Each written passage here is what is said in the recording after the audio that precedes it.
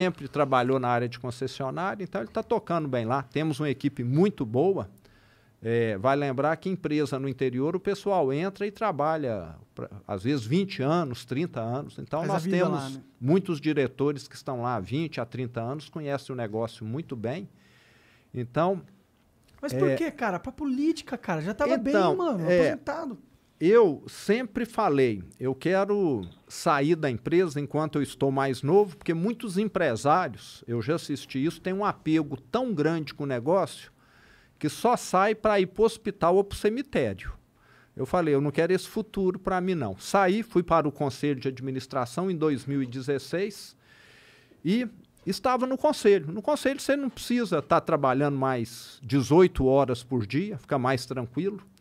E eu estava satisfeito. Aí, em 2017, eu recebi o convite do Partido Novo para ser candidato ao governo de Minas. Eu falei, não, não quero não, porque eu nunca fui político, nunca disputei eleição, não conhecia nada, cada macaco no seu galho, não é isso? Né? Mas aquele convite, ô Monarca, ele me incomodou. Você sabe, quando você vai dormir, tem uma coisa te incomodando? Aí eu comecei a pensar, eu estou com minha vida financeira estruturada. A empresa funciona, me paga dividendos, que dá para me viver confortavelmente. Meus filhos criados, formados. Eu estava e estou ainda separado, porque campanha política envolve. E eu falei, eu sempre reclamei muito do governo, que o governo atrapalha muito quem quer empreender, quem quer... É sempre regra demais, sempre demora demais. Eu vou entrar nisso. Pelo menos eu vou conseguir colocar para fora a indignação que eu sempre senti. E quem trabalha bem acaba envolvendo de corpo e alma, não é isso? Uhum. E aí tem um detalhe importante. Antes de decidir, de falar assim, Igor, eu consultei uma psicóloga para saber se eu estava ou não ficando doido? Ficando doido, porque aos 54 anos, mudar de profissão, né, de uma hora para outra, eu falei, será que eu não estou ficando doido? Não, ela falou, não, você não está doido, não, você pode ir, você está certo, você está com indignação, você está com vontade de ver. Vale lembrar que nessa época aí foi a época que teve impeachment da ex-presidente, que teve Petrolão, que teve aquela bagunçada toda ali, aquelas gravações que você nem sabia se no dia seguinte o Brasil ia continuar existindo. Então ela falou, pode ir. E eu entrei de cabeça e alma. Entendi. E do jeito que eu fiz as 450 lojas, eu comecei a viajar feito todo o estado. Eu penso que se somar todos os meus adversários, eles não trabalharam a metade que eu trabalhei. E trabalho nós sabemos que dá resultado. Uhum. Eu fiquei de janeiro até outubro, inclusive a Andresa, que está me acompanhando aqui, participou de boa parte dessas viagens. Parece cansada, Andresa. Eu já estava encostada. E olha que ela reveza comigo, né? Ela fica metade do tempo e a outra metade tem outra pessoa. Mas nós viajamos sem parar, rodei 60 mil quilômetros nesses 10 meses, visitei mais de 200 cidades. E no início da campanha, eu chegava numa cidade e eu ia falar para 3 pessoas. Ia para outra cidade, falava para 5. Aonde você falava? Na praça? Não. Na casa deles, na igreja? Chamava os empresários. Eu sempre tive muito contato com CDL, com associação comercial, mas você chegava lá, você via na cara das pessoas assim, susto. Esse sujeito que sempre foi lojista como eu, querer ser candidato a governador... E será começa já alto, né? Já começa governador. Comecei governador. Como eu não fui cargo político, né? Eu não fui nem vereador, nem prefeito, nem deputado, nem nada. Então você via que as pessoas ficavam meio assustadas. Mas aonde você falava, as pessoas falavam, não, é isso que precisa. Eu não prometi nada. Eu chegava e falei, eu acredito em trabalho sério, em ética, em método de trabalho, e foi crescendo, e trabalhando muito. Eu ia na CDL, eu ia numa rádio que aceitava que eu desse entrevista, muitas fecharam as portas, porque tem muitas rádios ligadas a grupos políticos tradicionais. Total, quase Falavam, todas. não, esse aí não vamos atender de jeito nenhum. Mas, como no interior do estado, de certa maneira, eu já era conhecido, porque abrir 450 lojas são 450 imóveis. que eu tive contato. Funcionário 10, 12, 15 em cada loja. Aí você multiplica. 8 mil, né? Que você chegou a ter. 8 mil. 8 mil pessoas que têm família, isso aí. Exato. Então foi multiplicando. E com esse trabalho e com as viagens foi crescendo. E no último mês aí o crescimento foi lá em cima.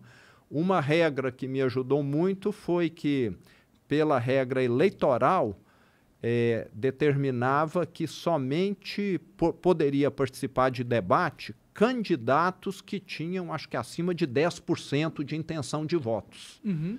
E eu estava com 6 ou com 7.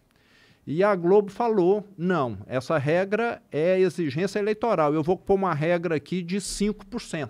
Foi algo assim, eu estava com 6. Entendi. Aí eu fui para o debate. E lá no debate, eu falei, a minha proposta é essa, era diferente de todos, porque todos que estavam lá eram os mesmos políticos de sempre.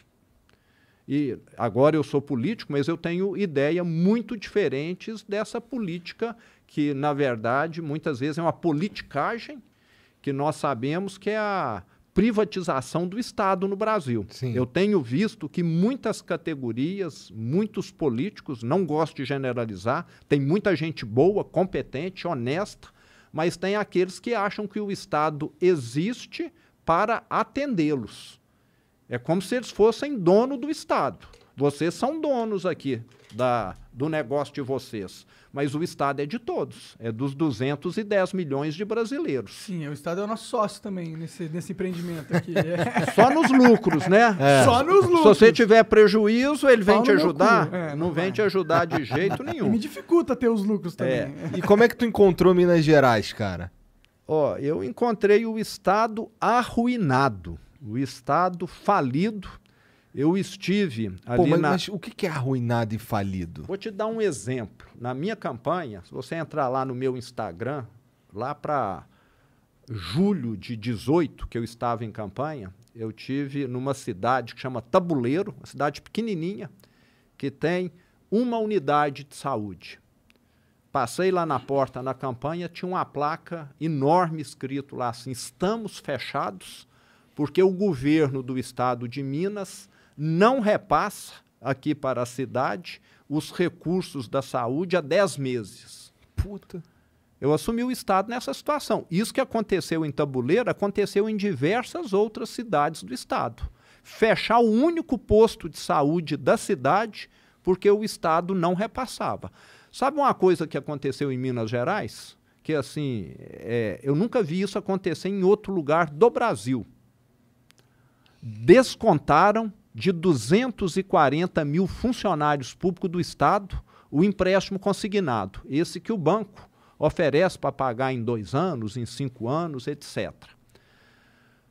O governo descontou, você recebe 5 mil, foi lá e descontou R$500, que é a sua prestação. E, em vez de pagar para o banco, colocou no bolso.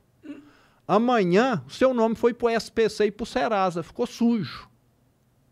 Aconteceu isso com 240 mil funcionários públicos de Minas Gerais em 2017 e 2018. Caralho. Descontava do salário o empréstimo e não pagava os bancos. Caralho, que absurdo. Eu assumi nessa situação.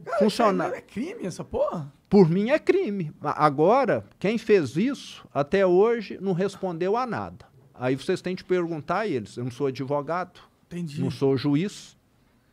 Mas e como que você... Como que é? Pô, como que você controla essa máquina? Que botões você aperta no governo? Então, mas deixa eu te falar ainda, né? Até o último dia de 2018, que foi o último governo, eles falavam que iriam pagar o 13º. Chegou dia 1º, eu tomei posse, tinha uma folha de quase 4 bilhões já atrasada para poder pagar, que era o 13º. 4 bi? 4 bi, que é mais ou menos a folha do Estado de Minas. E mais 500 desses empréstimos consignados. E mais 32 bilhões de restos a pagar. Nossa Senhora. Então a situação caótica. Outro detalhe muito importante. Imagina, chega lá, mano, desisto, aí, cara, não tô fora. Não, era para desistir. E lá nós não tivemos aquilo que eles chamam de fase de transição, porque o último governo se negou a abrir os dados para nós. Nós só vimos o tamanho da bomba, começamos a ver o tamanho da bomba no dia 2 de janeiro. Porque o que eles forneceram para nós é o que está no portal da transparência para qualquer cidadão. Mas prefeituras, as prefeituras recebem uma parte do ICMS, do IPVA, que todo cidadão paga, tem ainda Fundeb. Esses repasses, o governo de Minas, que antes da nossa gestão estava totalmente quebrado, não parou de fazer para as prefeituras, queriam quebrar as prefeituras também. De propósito. Não sei se de propósito ou assim, eu vou salvar o meu aqui, mesmo que eu esteja pegando o que não é meu, entendeu? Alguma coisa assim.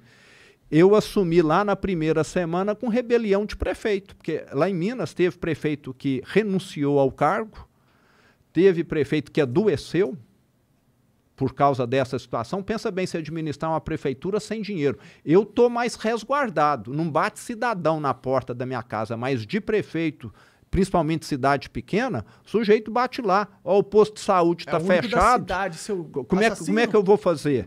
Então os prefeitos começaram a ficar doentes. Teve prefeito até que suicidou em Minas Gerais. Teve isso lá. Então foi uma situação assim de calamidade que o Estado viveu. O salário do funcionário público, ele não sabia que se ia receber dia 15, dia 20, dia 25. Prometia, eu vou te pagar dia 25. Chegava dia 25, não pagava. Ah, não, vai ser dia 28. Chegava dia 28, não pagava. Aí ia pagar, sabe-se lá que dia. Então, foi um Estado que caiu totalmente em descrédito. Eu assumi desse jeito. Mas vocês aqui sabem, e todo mundo que é empresário sabe, que a receita para qualquer negócio, qualquer gestão dar certo é qual? Gastar menos do que ganha. Isso daí na vida. É o básico, né? O primeiro ponto. É o básico do básico. Conseguimos reduzir mais de 50 mil cargos. Quantas empresas no Brasil têm 50 mil funcionários? Porra! Umas 5 zema. Tem que ser uma puta empresa pra ter isso. Acho que é os Correios, um ou outro bancão aí deve ter isso, não é? Acho que nem a Petrobras tem. Mais de 50 mil cargos.